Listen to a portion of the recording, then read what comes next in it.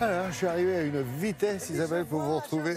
Bah oui, je viens de l'autre bout du studio. Comment ça va, vous, ce Mais matin? fort bien, et vous-même? Très bien, et heureux de vous retrouver, croyez-moi. Alors, tous Partagez. les jours, effectivement, et en vue des élections, on s'intéresse à ces élections, bien sûr, aux enjeux et puis aux initiatives citoyennes, souvent remarquables, que l'on peut découvrir à droite et à gauche. Pardonnez-moi, ici et là, dans les différents territoires de notre si joli pays. Ce matin, vous nous emmenez dans le Gard pour nous parler d'énergie solaire. Oui, absolument. C'est vrai que les initiatives citoyennes fleurissent. Il y en a de plus en plus. C'est sans doute une très bonne chose. Ça montre aussi un élan de solidarité envers les habitants d'une même commune. Et effectivement, dans le Gard, il s'agit d'une ville de 2600 personnes, donc une petite ville, qui s'appelle Aubais. Et une partie des habitants se sont regroupés en coopérative. Ils se sont réunis pour fonder le premier parc solaire citoyen. Effectivement, il s'agit d'énergie. Alors, ils ont installé tout simplement des centaines et des centaines de panneaux solaires sur une décharge municipale dont le terrain était inexploitable. Donc, c'est une ancienne décharge qui ne servait à rien, donc autant l'utiliser de cette façon.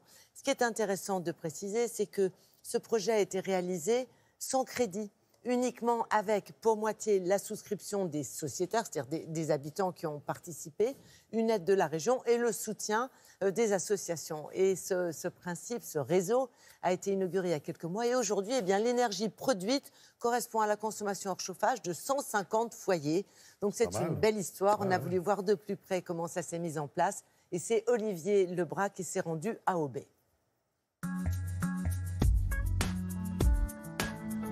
Alors là, on se trouve sur une ancienne décharge municipale de la commune d'Aubais, où il y a 1400 mètres carrés de panneaux. Ça représente 700 panneaux et ça dessert les habitants d'Aubais en électricité. Alors la production annuelle est d'environ 380 MWh par an et ça correspond à la consommation de 150 foyers. Le projet a coûté environ 350 000 € et la moitié a été financée par les citoyens eux-mêmes et l'autre moitié a été subventionnée par la région. Alors le cahier des charges a été principalement choisi par des valeurs éthiques et morales. Notamment ici sur ce terrain, c'est un terrain qui est ni constructible ni cultivable. Donc en fait ce qu'on fait, c'est on recycle. C'est de base un terrain, on ne peut rien en faire et on en a fait quelque chose.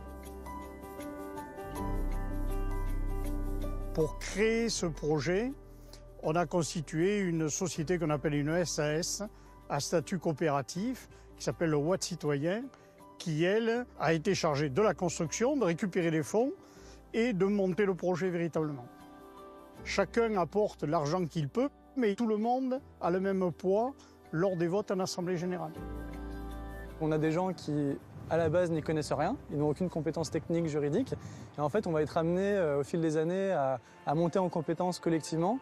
Et ça, c'est pour moi la plus grosse valeur ajoutée d'un projet comme ça.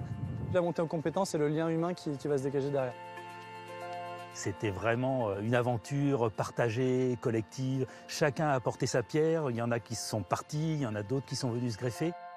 Et surtout pour un projet sur lequel, au départ, on est parti de rien, avec juste cette idée de développer un parc photovoltaïque local avec une énergie qui soit relocalisée et un projet qui soit surtout un projet citoyen. Comme on pense beaucoup aux enfants et à l'avenir, on a même provisionné le démantèlement du parc et les sommes nécessaires à ce démantèlement pour que ce ne soit pas jeté après dans la nature sont déjà sur un compte spécial. Au vu de l'évolution de la population, des mentalités, le changement climatique, etc., on a une accélération de la prise de conscience et on sent que les collectivités locales commencent à être vraiment demandeuses et nous sollicitent à présent pour aller d'une part les accompagner sur des projets, aider à l'émergence de projets sur leur territoire, ce qui est pour nous, je dirais, un facteur d'accélération.